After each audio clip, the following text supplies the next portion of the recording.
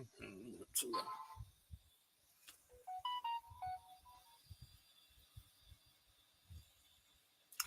Well, good evening, everybody. Gonna take a couple minutes to let things warm up.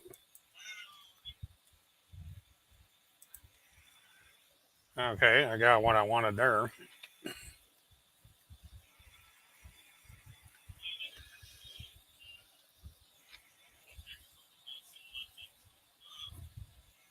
I gotta take care of something. I'll be right back.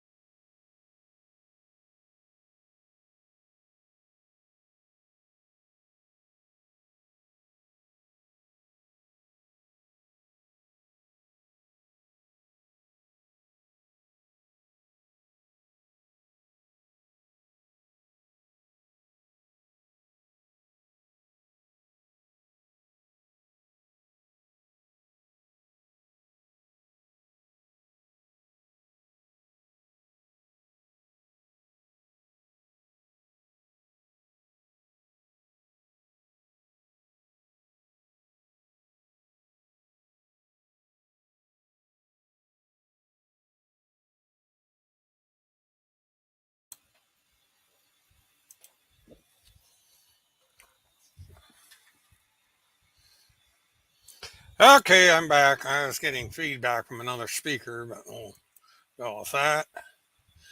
And good evening, Catherine and Saren. I guess if I mangled that pronunciation, I'm sorry.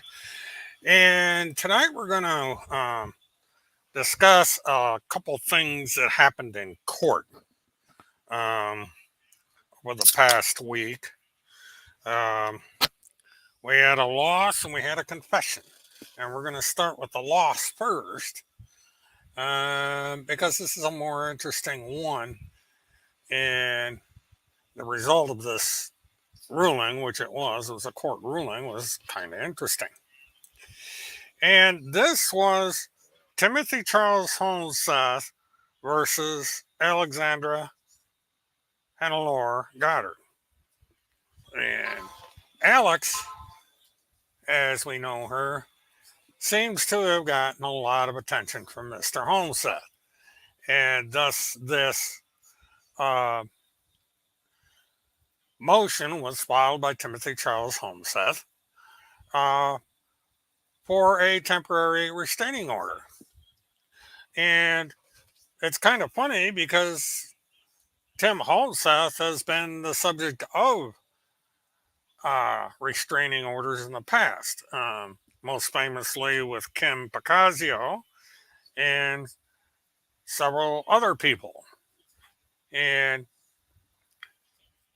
this was interesting because he filed a complaint against Goddard, Bonnie Conway, who I believe is a clerk, uh, the state of Ohio, and Frank Rigato, or whatever that is. And the statement in this is that plaintiff alleges that he is a journalist and defendants have conspired to silence him and violate his civil rights. Plaintiff states that on August 19th, 2022, he learned had been charged with complicity to menacing by stalking in Ohio when he saw a report about himself on YouTube. While plaintiff names defendant Conway in his amended complaint, he does not request any injunction relief that would apply to her. Therefore, his claims against her are not addressed in this report and recommendation. And a government website on January 30th, he learned that a civil stalking protection order had been entered against him in Belmont County, Ohio. Now, I'm not going to read all this because I'm a poor narrator, but this is in essence what is going on here. And if I remember to do so. I'm going to put a link to this in the comment or in the description of my website. And it goes on to tell about his $20 million lawsuit with this injunction and the state of Ohio to remove all references to him from government websites and requiring the FBI remove his name and from this NCIC at page 25. In his amended complaint, plaintiff asked the court to issue a temporary injunction until the matter is resolved if it is not inclined to issue a permanent injunction at this point. And it goes on and on and on and on and on.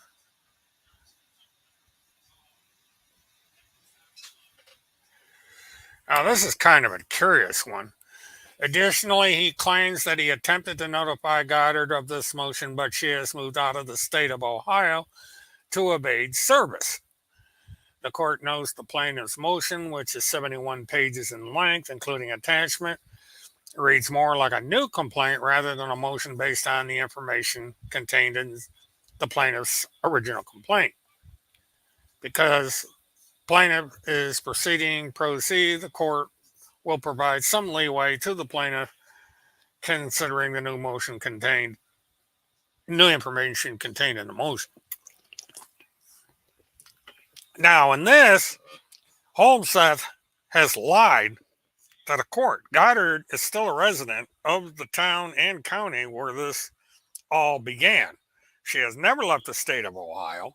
Anybody that's been to her social media will see her in her house with her birds and her dog almost on a daily basis.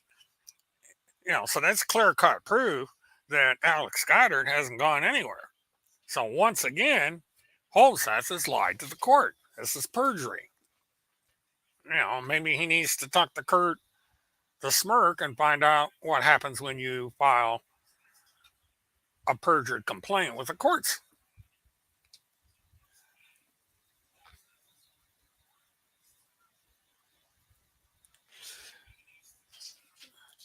And two other orders were apparently obtained in Florida and Minnesota by Kim Picazio, who plaintiff concerns asserts as defendant Goddard's attorney, which again is wrong. Goddard has an Ohio based attorney who is working for the state, I believe. Oh, and by the way, I actually found that I got my name mixed up in this again. It's and so it goes.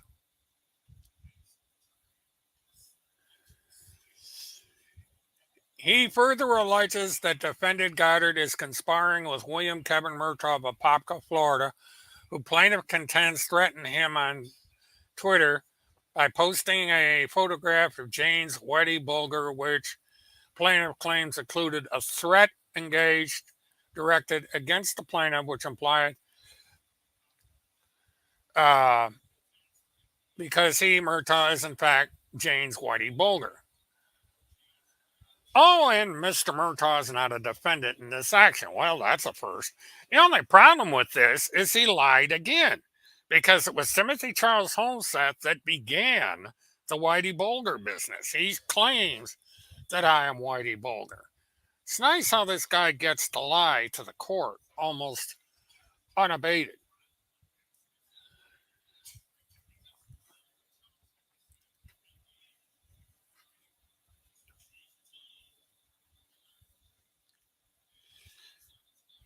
And he goes along with all. All right. I'm not sure what the problem is here. I'm going to reload this.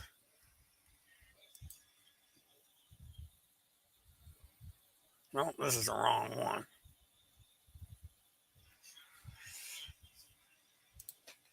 Let me, the important section of this somehow got um,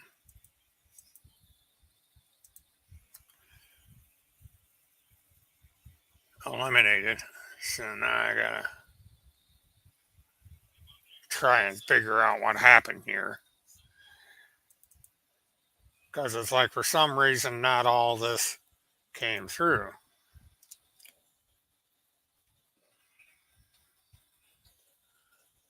But what I'm going to do is I'm going to try and come up with a code that everybody knows. Uh,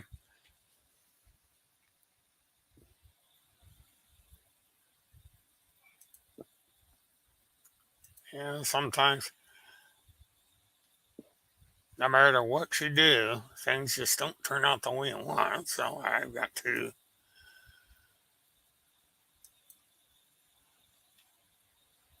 see, this is,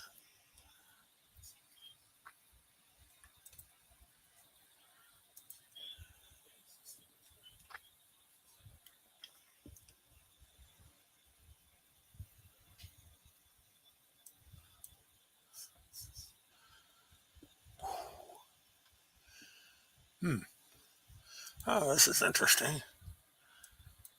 Something.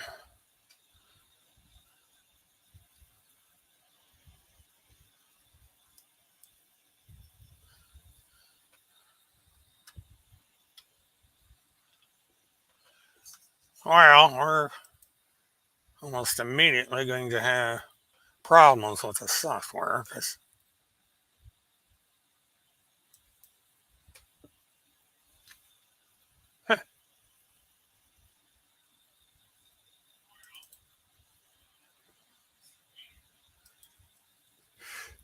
all right, I'm going to have to figure out what the heck happened here.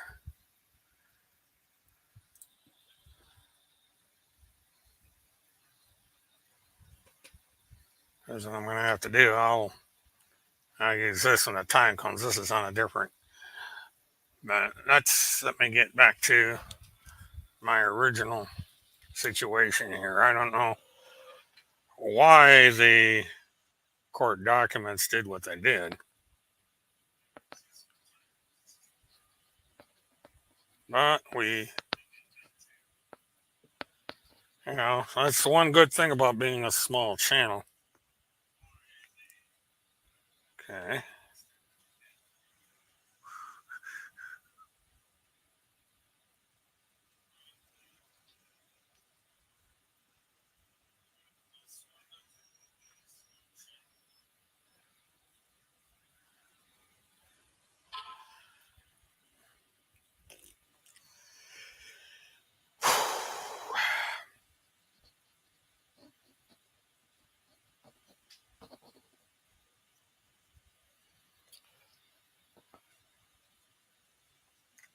All right. For some reason, the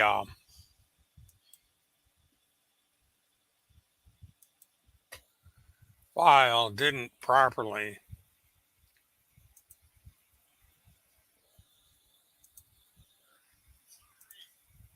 download.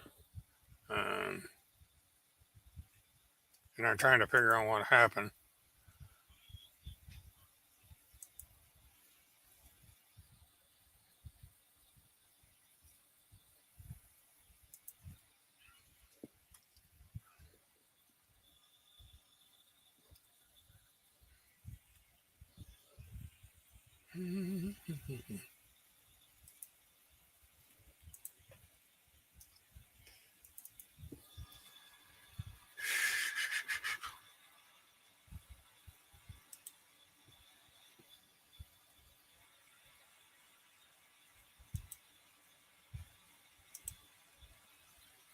Now,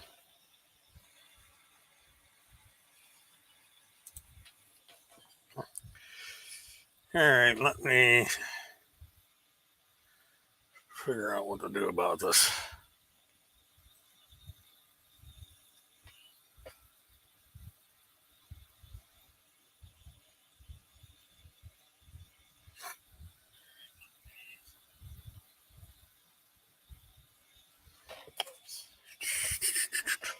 All right, Take a coffee break, folks. I'll be right back. I got to try and see if I can correct this situation.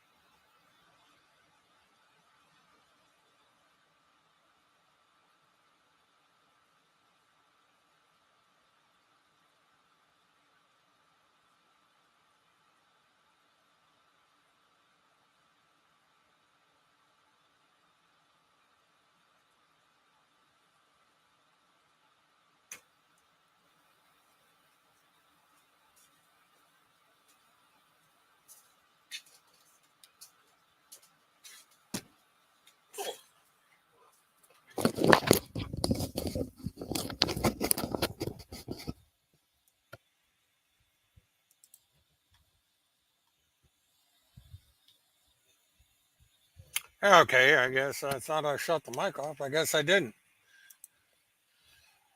What had happened is I had the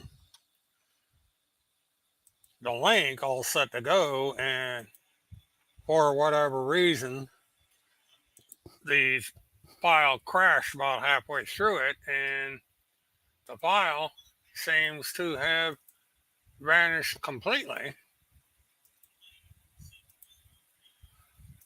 from the computer. And I'm trying to figure out how to do this. So I just go to my plan B, and it's going to take me a couple minutes.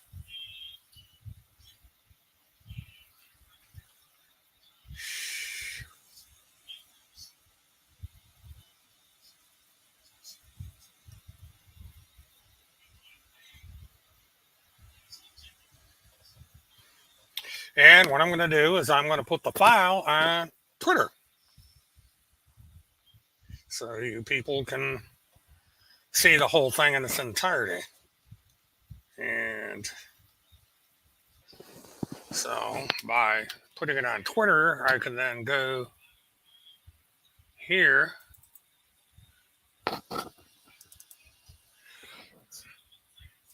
So anybody that wants to read the court filing can go on Twitter for the time being until I come in with a backwards way of doing this.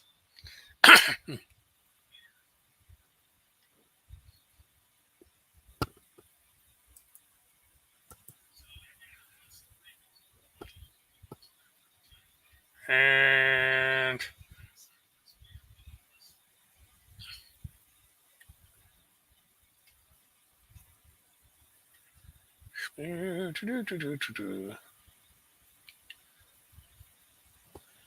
okay, for some reason it didn't get.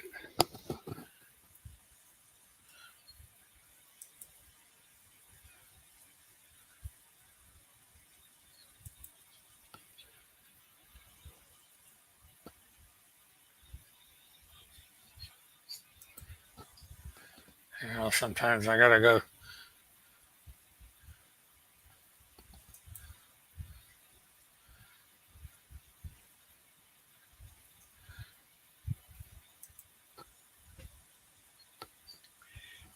All right.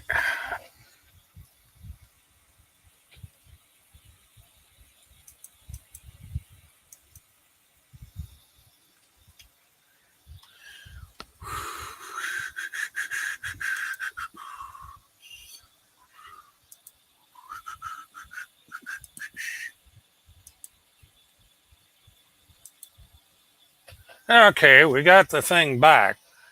Now, let me go back down through this.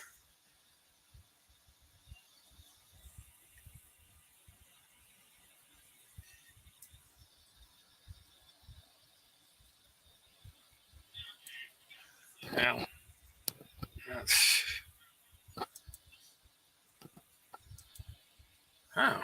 better. Like that. All right, now let's go back down through. Get back to where I left off on this little gem.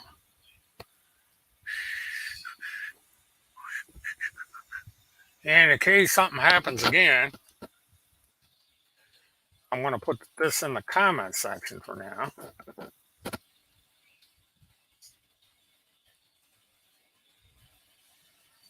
That way you guys can go to it. But it is on my Twitter account, so anybody that has access to my Twitter can find it.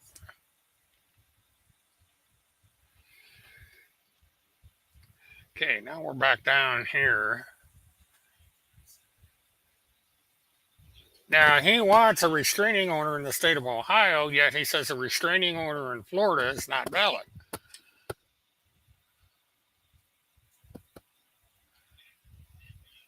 And this case was not rejected. Uh,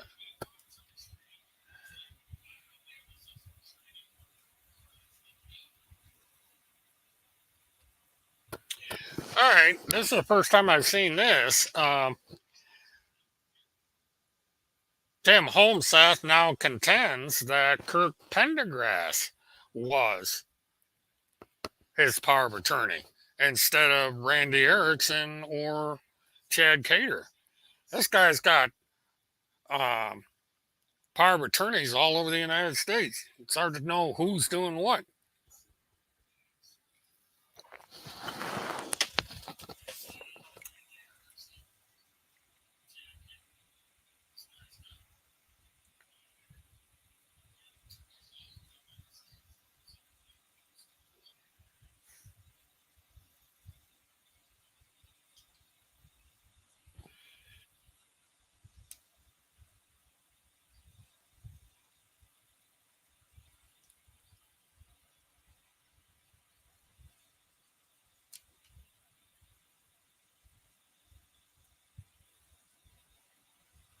Now, I'm leaping through here just so that this thing is recorded here. The court basically showed where Holmseth is wrong in just about everything he did.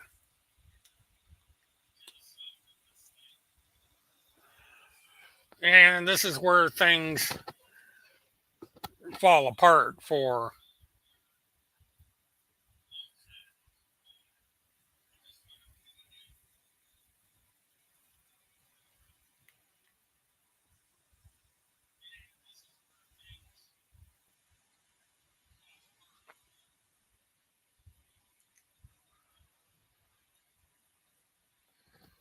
and here Holmseth finds out that two of his defendants, so to speak, are entitled to judicial immunity.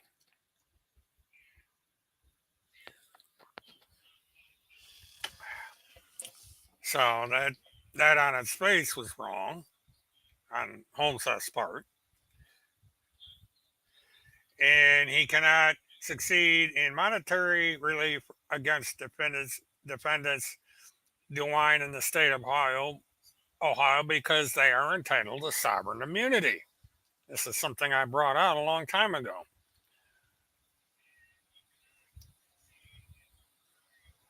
And this is the 11th Amendment of the U.S. Constitution prohibits suit against states for monetary relief, and courts have extended the prohibition to state officials acting in their official capacity. And he does this all the time, and yet they and his beloved of Tennessee even came down uh, against him. So he's just, this was a huge loss for Home, it says.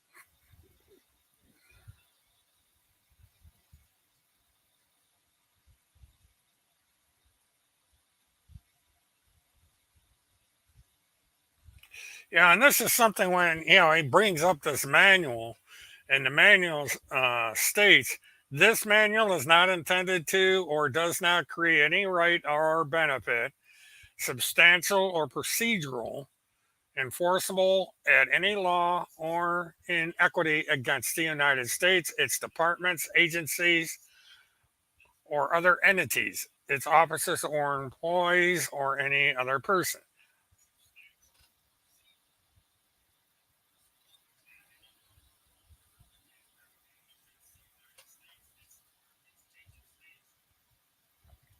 Oh, that's an interesting one. While plaintiff attaches multiple screenshots of tweets from an account with the name Alex Spreadsheets for Days and a handle which appears to read Prinny did it, Prinny did it, this information is insufficient to connect defendant Goddard to the account. Moreover, none of the tweets at issue refer to plaintiff by name. At this juncture, plaintiff's allegations about these tweets amount to little more than mere speculation. That is funny. The remaining claim against defendant Goddard and continue in the motion for injunctive relief involves the allegation that he worked with Mrs. Picasio to commit violence against plaintiff, which is addressed above. As noted above, the contents of Exhibit H, which plaintiff relies on to support his allegation, simply does not provide such support. While it is far from clear in the YouTube video contained in Exhibit H who is speaking, it is clear to the court that no threats were being made towards the plaintiff. Instead, whether it is defendant Goddard, Mrs. Picasio, or someone else speaking, that person is merely noting that she felt she had no choice but to obtain a restraining order against plaintiff due to his conduct. In fact, the speaker specifically makes it clear that she did not want plaintiff dead, but merely wants him to leave her alone. And the court states it does not have jurisdiction.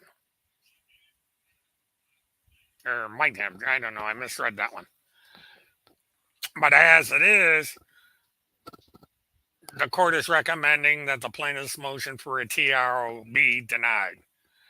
In reviewing the plaintiff's filings, the court has found, in addition to the present case, plaintiff has filed 5 other federal lawsuits which have been dismissed. The following are the docket numbers and disposition of these cases. Southern District of Florida, dismissed, failure of attorney to comply with court orders. District of Minnesota, dismissed for failure to state a claim. The district judge adopted the magistrate's judge's report and recommendation, which recommended dismissal for failure to allege specific facts supporting the plaintiff's conclusatory claims, whatever that is. District of Minnesota again, dismissed for failure to file complaint and lack of subject matter jurisdiction. The district judge adopted the magistrate judge's report and recommends, which noted that Homestead does not seek relief pursuant to a federal statute or cause of action.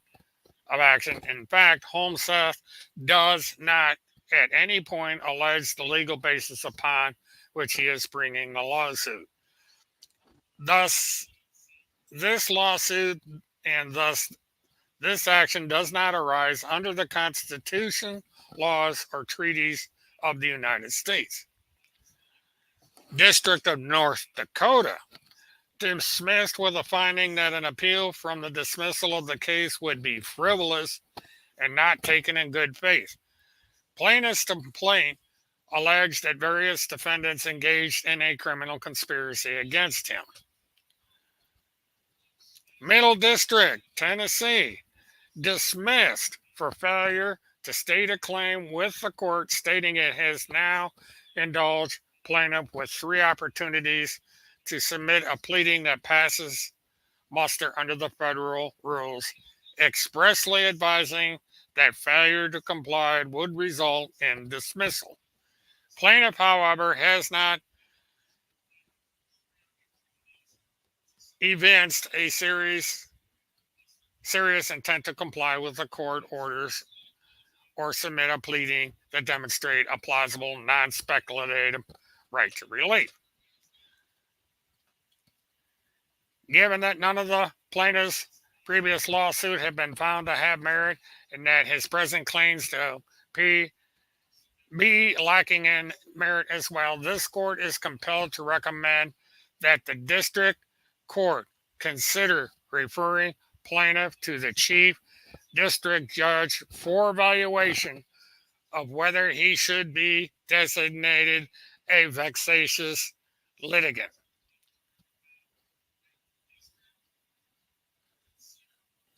For reasons stated above, the undersigned recommends that plaintiff's motion for a temporary restraining order to be denied.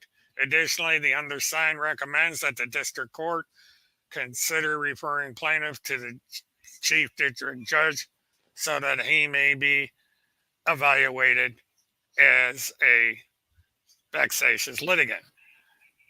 Cynthia Richardson Wywick, United States Magistrate Judge. And so Timothy goes down again for filing nonsense. Hi, Richard. Welcome. And so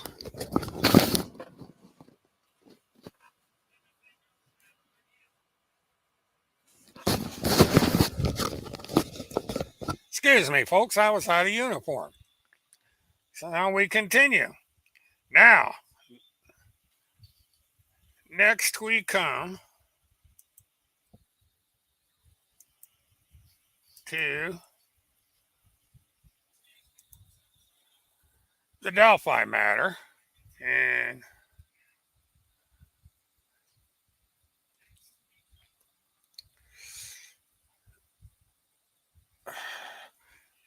now this is another goof I made. I had this complete docket up, and it seems to have gone off into the Twilight Zone. So that's me. So let me do this.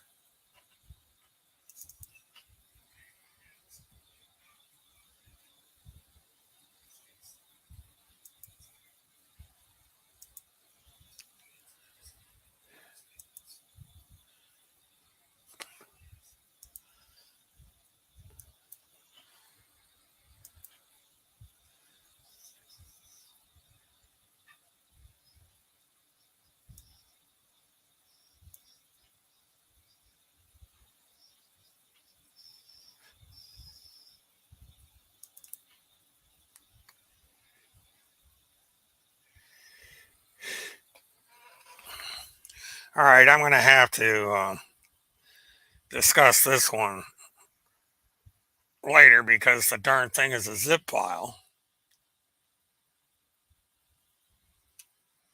And for whatever reason,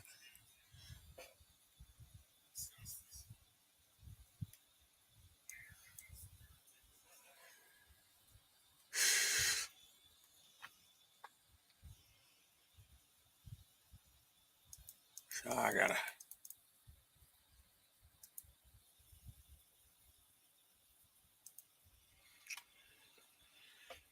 All right, let me.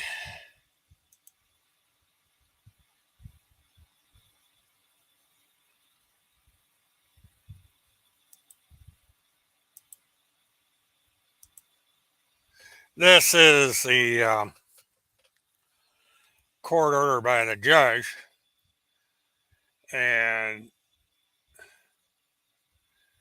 they have on June 28th come to the decision that the bulk of the case is going to be released to the public.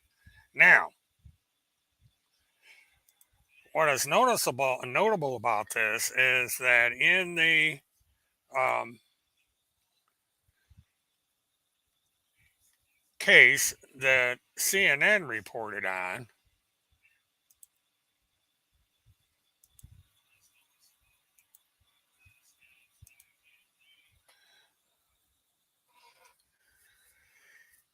the if you go down here to this paragraph, it reads as follows. On April 3rd, Allen called his wife, Kathy Allen. One document states, quote, in that phone call, Richard M. Allen admits several times he killed Abby and Libby, according to the document. Investigators had the phone call transcribed, and the transcription confirms that Richard M. Allen admits that he committed the murders of Abigail Williams and Liberty German. He admits several times within the phone call that he committed the offenses as charged. His wife, Kathy Allen, ends the call abruptly. So, Allen confessed to his wife, and she hung up on him.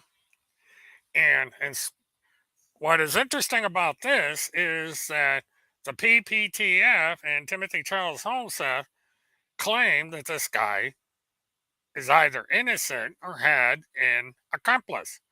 And here it's basically stating that Richard Allen confessed to the crimes.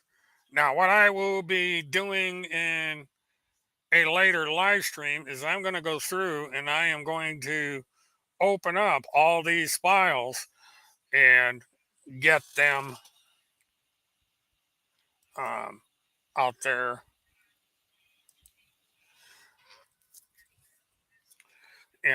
for everyone to see. Uh, Task Fart tried to come in here again. I guess Task Fart doesn't have a life, but that's okay. They've got Telegram that they can go over and spout their BS. Now, this is going to be a relatively short live stream because um, I've got things that I have to do. Why is this not?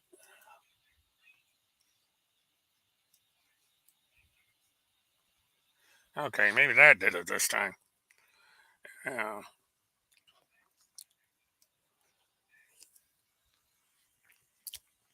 Notice how Task Force didn't comment on Tim Holmeseth and his loss in the court. That seems to have gone over their head. But they can go and whine and complain over on Telegram and True Social and all that other nonsense.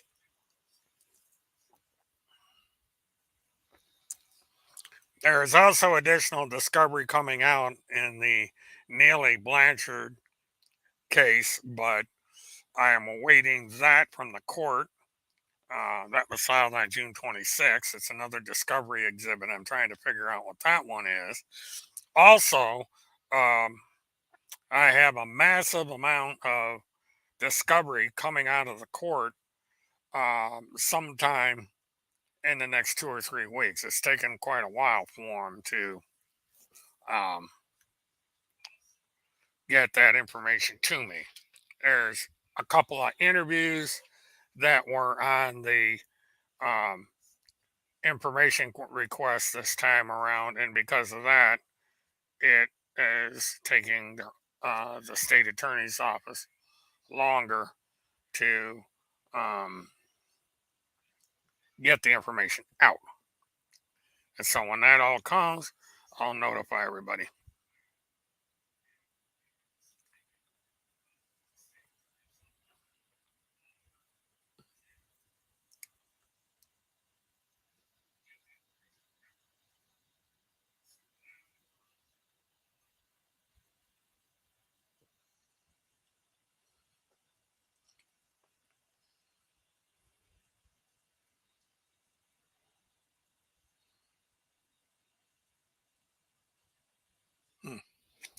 Well, that's good.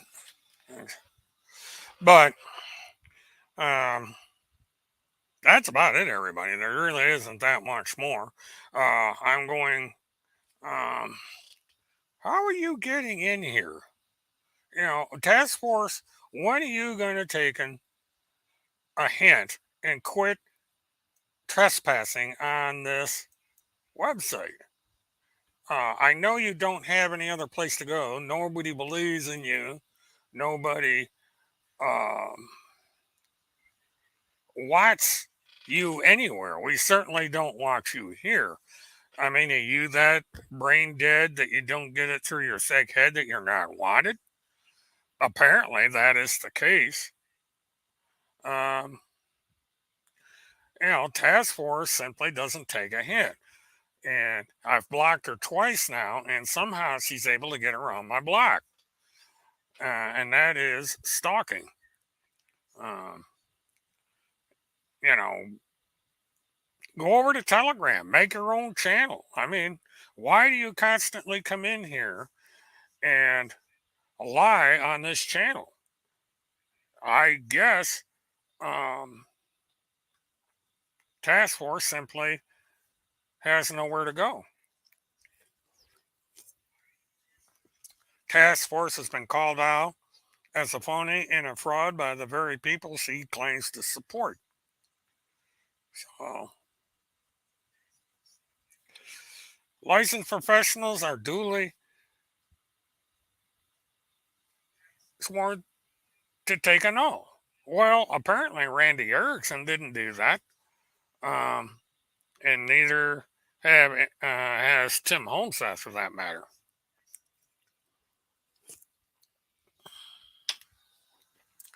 But you know, things are coming to a head pretty quickly here. Holmesat has lost a major case again. He has not won a single case, and now he is going to be labeled as a vexatious litigant in yet another state. He's already a VL in the state of Minnesota, and now he is going to be designated the same in the state of Ohio. And I find it interesting that he mentioned that the claim that Alex Goddard had left the state of Ohio, which he did not do, in order to uh, get away from being served. Tim Holmseth has done the same thing. That's why he's got a warrant out for his arrest in more than one state. He's a coward. He will not show up and defend himself, and yet he'll turn around and whine um, and lie about somebody else doing basically the same thing. This is how much of a hypocrite Mr. Holmseth is. And so we see once again that Mr. Holmseth just cannot tell the truth. And, he's also a coward. But now I am going to be working on the FAFO project, getting things set up with that. So you're not going to hear about it that much on this channel. Now, I do have the Faithful channel set up and it's operating, but and this is a rather complicated process that I am going through to get this set up. And eventually, the specifics about what I'll be doing with the Faithful project will become abundantly clear. Um, Kind of interesting approach that I'm going to be making here to a number of things. So stay tuned for that. Um, let me do this. I'll go ahead and put the link in here.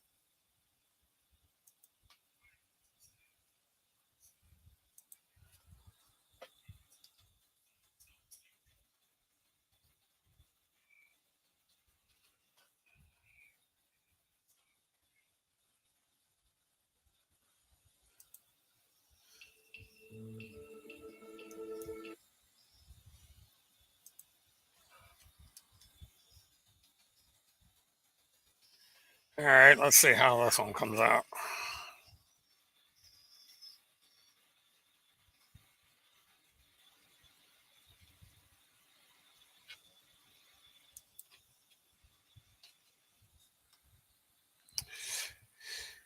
And I will.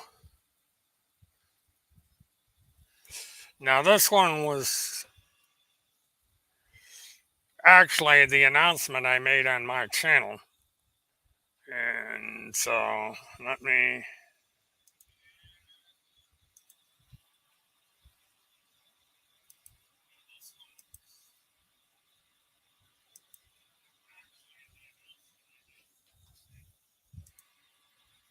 Oops.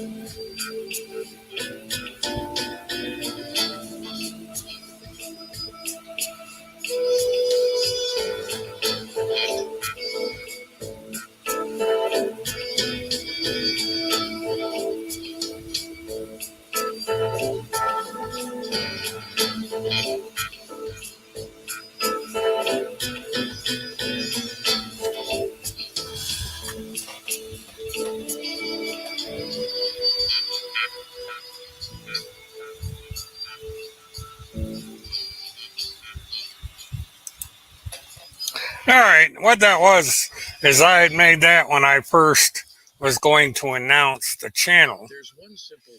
That is not the actual channel. And what I'm going to do is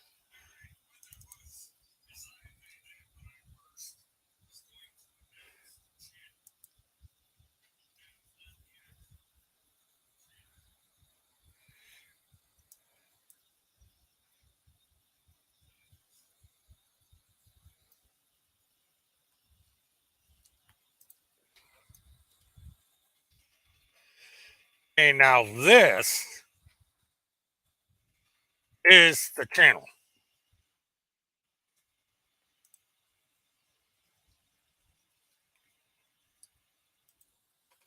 And what I'm going to do